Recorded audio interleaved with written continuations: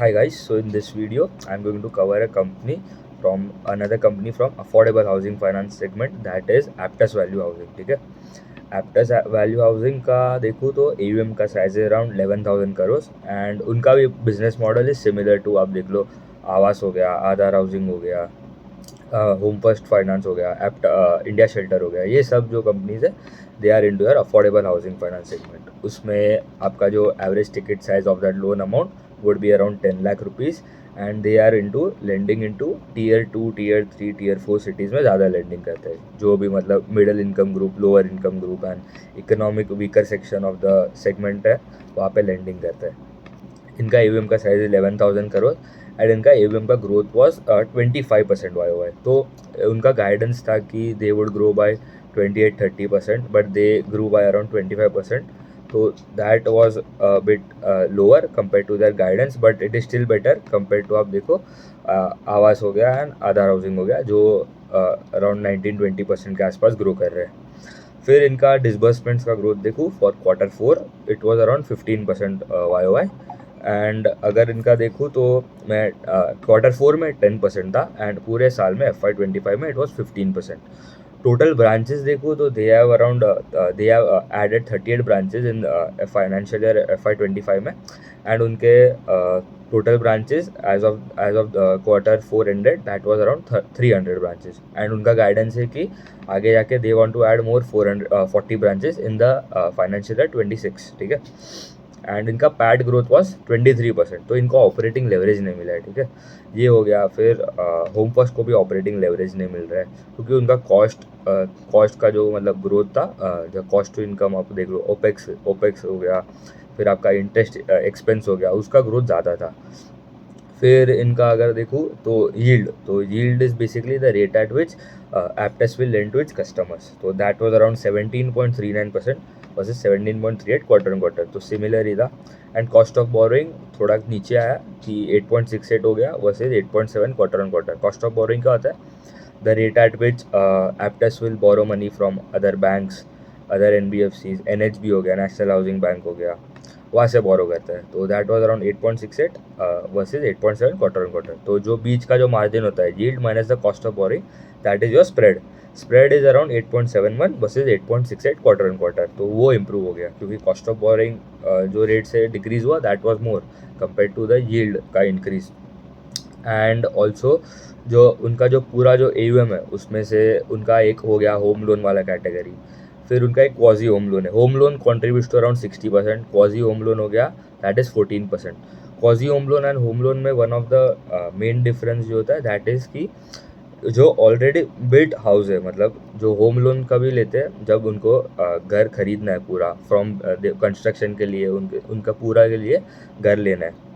But जो quasi home loan जो है that is already a built house, but उन्होंने जो घर बनाने के लिए वो लोन नहीं ले रहे, बट जिसको पेमेंट देना है उनको, मतलब जिससे लोन, मतलब इनफॉर्मल जो लोन्स हो गए वो उनको पेमेंट करने के लिए क्वाजी होम लोन लेते हैं। तो दैट वॉज अराउंड 14%।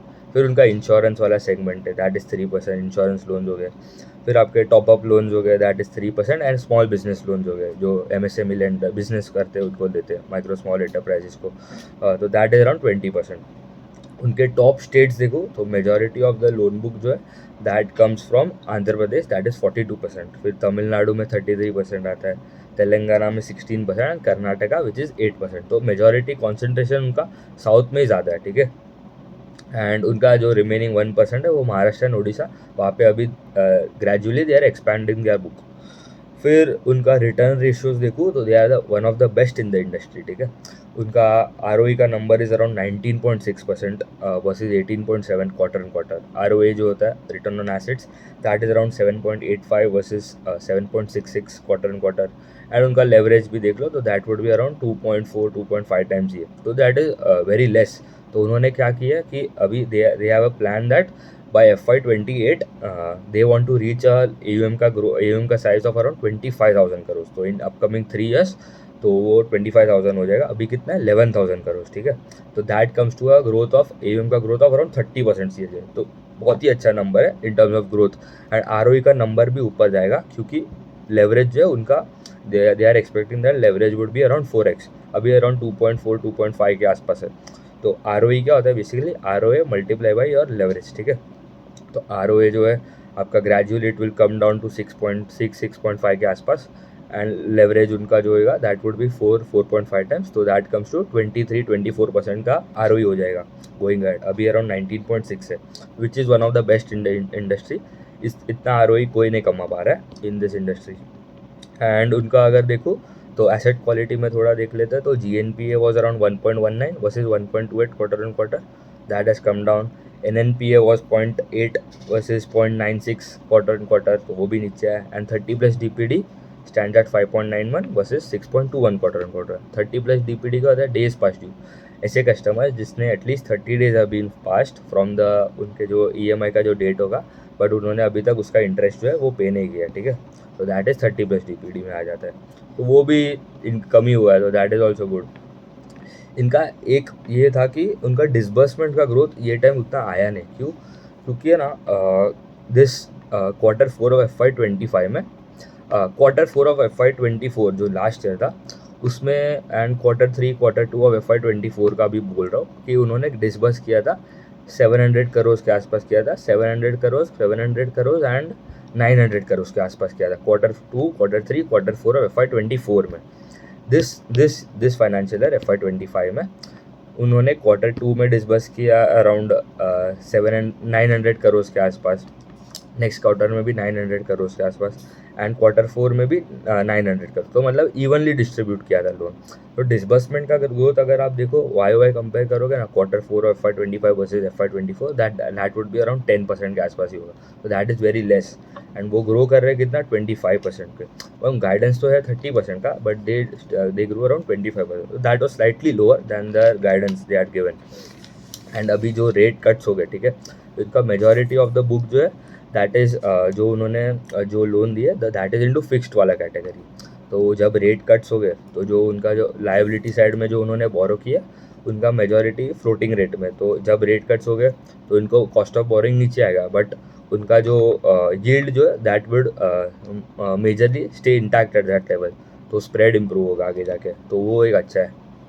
एंड उनका हाँ मतलब यही है, मतलब मेजॉरिटी तो हमको AUM का ग्रोथ देखना है, एसेट क्वालिटी भी मतलब स्टेबल ही है ऑल दिस कंपनीज का। आप अफोर्डेबल हाउसिंग में देखो अच्छा ग्रोथ है, गाइडेंस भी also it is very strong, and उनका डिसबर्समेंट का गाइडेंस है कि 24 to 25%, AUM growth to be around 28 to 30%, and credit cost to be around 0.4 to 0.45, उनका अभी 0.3 के आसपास ही है क्रेडिट कॉस्ट।